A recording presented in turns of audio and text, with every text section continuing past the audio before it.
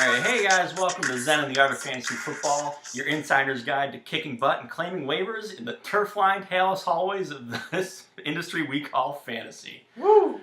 I'm Mark Pfeffer, owner of the Daniel Burnhams. Joining me this week, our commissioner, Pat Diaz, also owner of Beer Down. Pat, how's it going? Could be better, but happy to be here. Yeah. On this new revamped podcast. I think we're all just still happy to be here. Yeah, we made it this far. we made it to the podcasting phase. Our seasons are in the toilet, so. Oh, literally for myself. Yeah, literally. We'll get to that later. All right, so we got playoffs coming up this week. Some interesting matchups. Our first round of playoffs, we got Foxy Mama versus Fear the Walking Female. What do you think about this matchup? It's interesting. These are obviously the two best teams from the Eastern Division. This year, they had a close game in Week 1, Foxy Mama winning that one, and then Week 8, Female just destroyed her 193 to 112. So this is very interesting. I don't know which way I'm going with this game. What do you think? Yeah, it's a pretty close game. It seems like, Walking Female has Jared Goff as their starting quarterback. I don't know if I would agree with that decision, but it's hard to say because Drew Brees has been so like up and down all year. Yeah, you have history with Drew Brees. You kind of know how. I thought it was great last year, but like this year it's questionable, And New Orleans' running game has been so explosive in the past couple weeks. Yeah, Goff's a free agent. I like that. They have a potent offense, so I think she has some good players, some good pieces this week. Oh yeah, I mean there's no question. Like both these teams are great. It's obviously like Gronk coming back from suspension is going to be good for Foxy Mama. I don't know. What do you think about Cam Newton or Dak Prescott? He had a monster game the past week, but like oh my God, over 300 yards passing, it's crazy. Well, Dak Prescott, he had some very down games earlier this year, and I think that's why Foxy Mama moved away. But recently, I think he's been playing very well.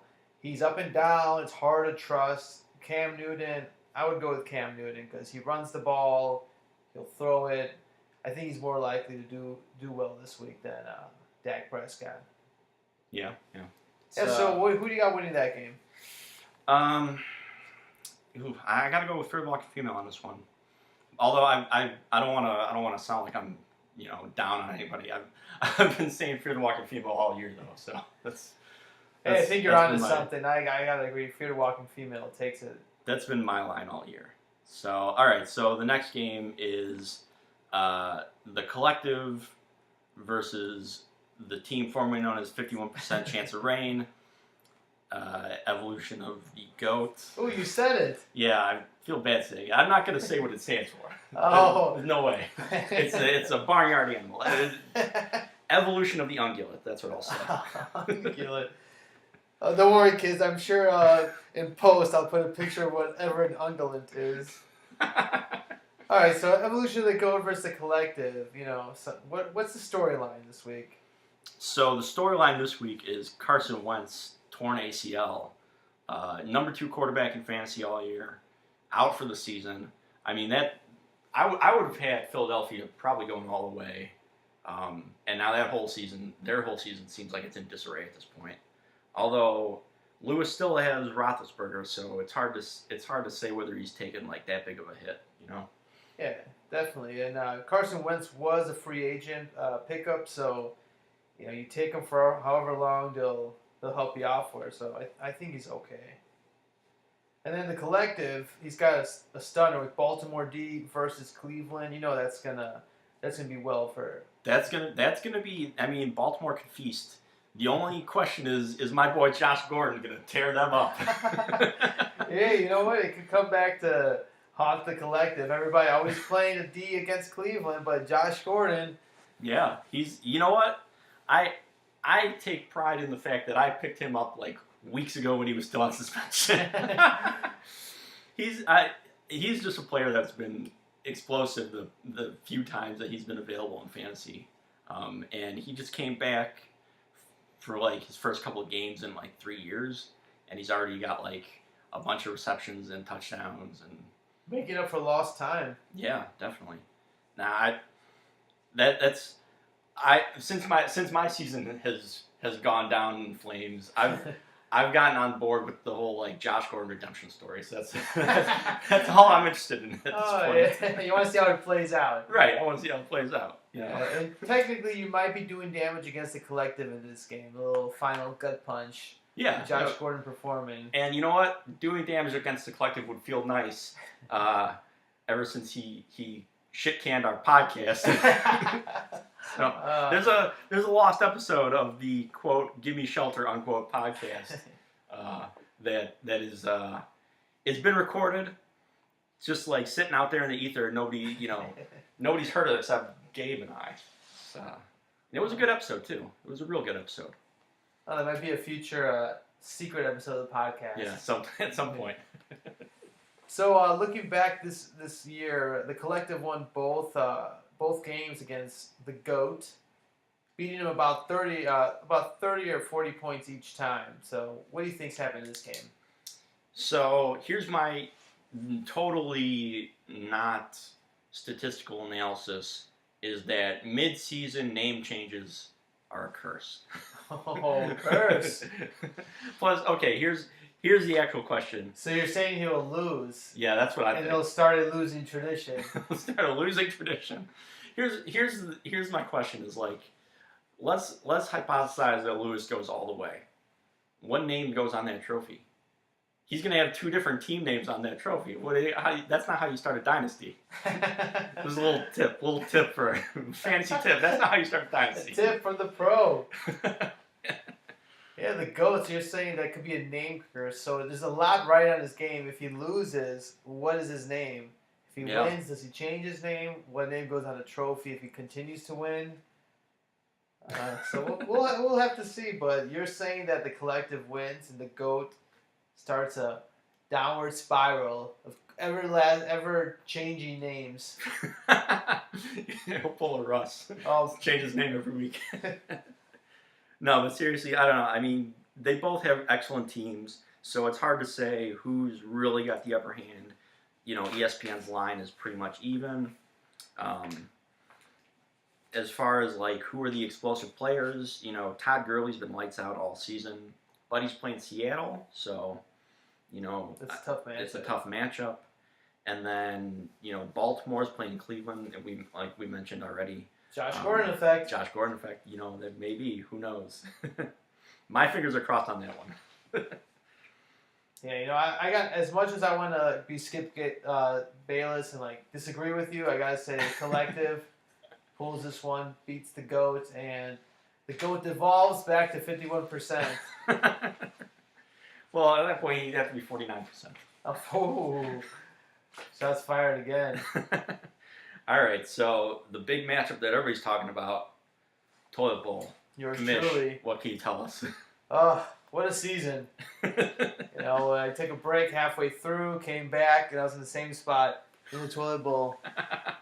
So, yeah, there's nothing much to look forward to in this one except, me coming back from retirement, just wiping the floor with Wooden Indian, just showing you what my team could do. I just got to... play a little few pieces I already have, and I'm sure I'll walk away with this one just fine. What would you say? You're the biggest contributor to you being in the Toilet Bowl this year has been? I'd say a poor draft. Just kind of too many beers on draft night. Well, you're beer down though. It's a balance between living the name and performing the name. It's a curse as well. But I won't change my name. No, can't. It's, how do you start a dynasty if you keep changing your name? And Wooden Indian's been in this position before. He wants to have the toilet bowl for some reason. So you're saying his experience will cause him to, quote, win the toilet bowl, unquote. Yes. He puts himself in this position and he always wins. So there's some controversy there, but I'm confident I'll pull away with this one. All right. So those are the previews. I mean, we can preview my game versus Three Patrios, but who the hell cares? It doesn't even count for anything. Well, I just played them last week and I lost. I forgot to set my lineup. I mean, not that I don't know. I don't want to take anything away from them, but who cares at this point? We're both out of the playoffs. I don't even know if anybody's paying attention. Hey guys, injuries and losses have affected this year's fantasy season in big ways.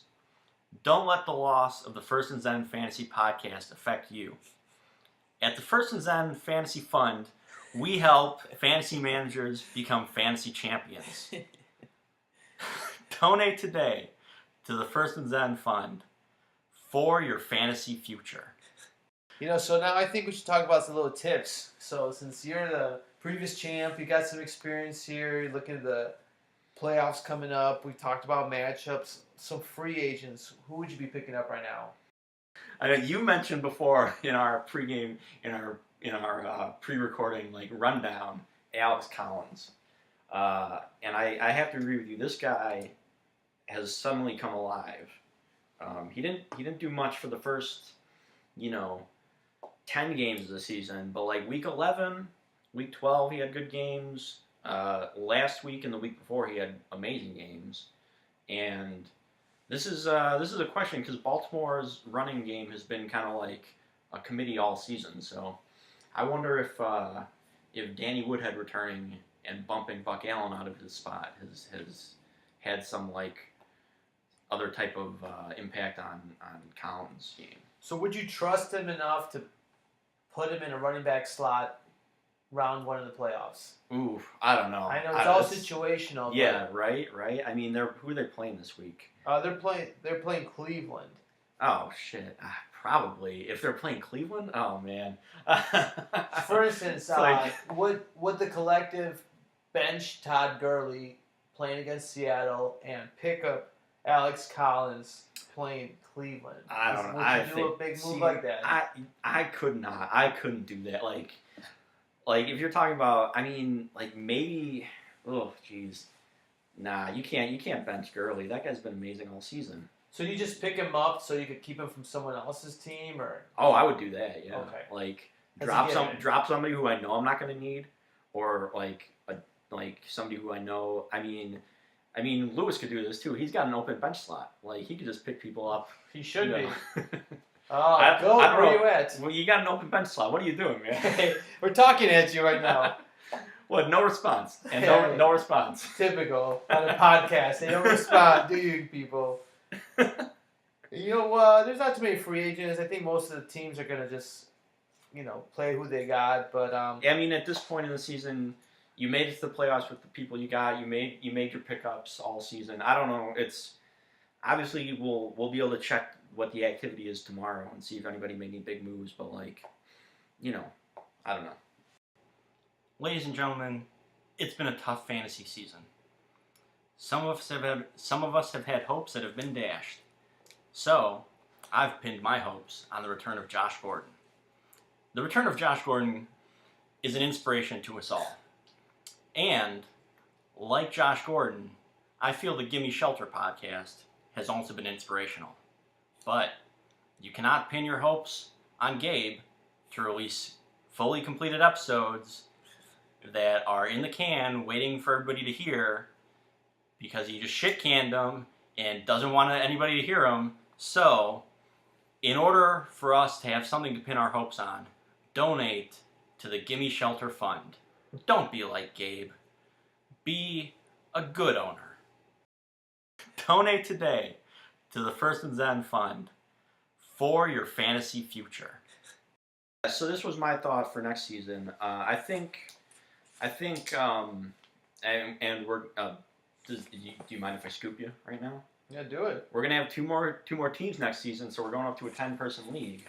One of them is my brother, so hopefully that'll be. I don't know if you want to put us in the same division, make like a big rivalry or not. But, my idea for scheduling is that we have the divisional games at the end of the season, so that every week you're like in a fight, and there's fewer. I feel like with the interleague play at the end of the season, there's some games where it's like, well, you know, there's not much at stake. You might be playing somebody who has nothing at stake, or and you're like hoping for like a gift from somebody else, whereas like you're not like making your own destiny. I feel like.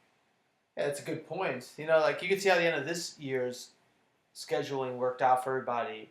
You know, it was a close one for you going into playoffs, but if you were playing divisional games, it might have come out a little differently. Yeah, I might have been able to make up some ground. And so that's a very good point. You know, we'll discuss it between the committee. Well, okay, so here's what I want to do. I teased earlier that I had a little gift for our commissioner.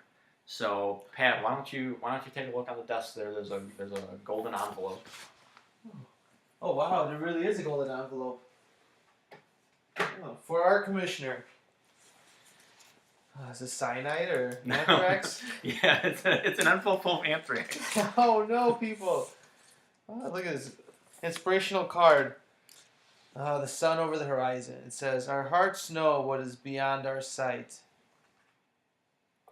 Oh, Dalvin. Wait. Read the rest. And after a difficult journey, there is enduring peace. Oh, so sorry for your loss. Oh, it's one of those cards given to someone when they die. Yeah. Wow. From one fantasy loser to another, maybe next year. Mark, on behalf of the Daniel Burnhams. Wow. And the plaque. It's a plaque. This is amazing. Dalvin Cook. If he was still alive and playing, I would not be in this position. Right. Someone should put this laminated thing over his body. Oh my God, I love that guy. No one draft him next year. Oh, that's beautiful. Thank you. Yeah, you're welcome. Wow, I feel good. Feel good going next year. Watch out, people. All right. So, any final thoughts? Now, good luck to these playoff teams. You know, we got the toilet bowl this week. Next week is the championship, and it's gonna be a good one. I'm excited. Yeah, it's gonna be an exciting year. We might have. Lewis and Rosanna have already won championships. So, do you think that gives Shirley and Gabe extra incentive to try to win, or like, do they deserve it more? They deserve it more, and there's the due factor. So they are are both due, and that's how things work in fantasy. Right. And no team is allowed to repeat until I repeat. Oh, yeah. That's one of those unspoken rules of fantasy football. Yes, right. It's true. It is true. As commission can verify that. All right. Outstanding.